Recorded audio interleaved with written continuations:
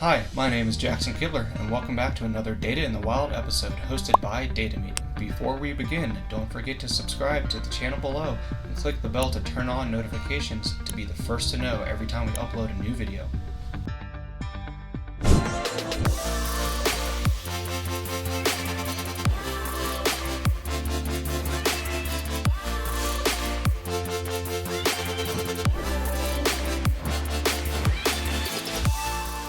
Today we will introduce maps in Tableau.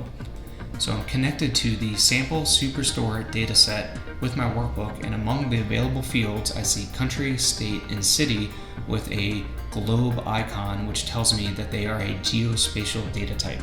Now whenever you have a geospatial data type, Tableau will automatically generate the latitude and longitude for each of those data elements. So let's drag on country, and we can see that the longitude and latitude are brought onto the field without anything needed to be done from us.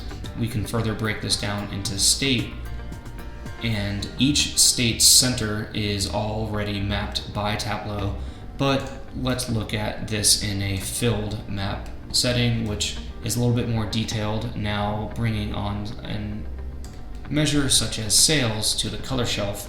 We can see how that's now broken down. We have California and New York with the highest amount of sales. That wraps up today's video on maps in Tableau. Thank you for watching.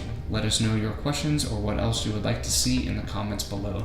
Hit subscribe to know when our future videos are posted, and we hope you enjoyed this Data in the Wild short. If you have any questions or suggestions for future videos, please comment below. And don't forget to subscribe to know when future videos are posted. Thanks for watching.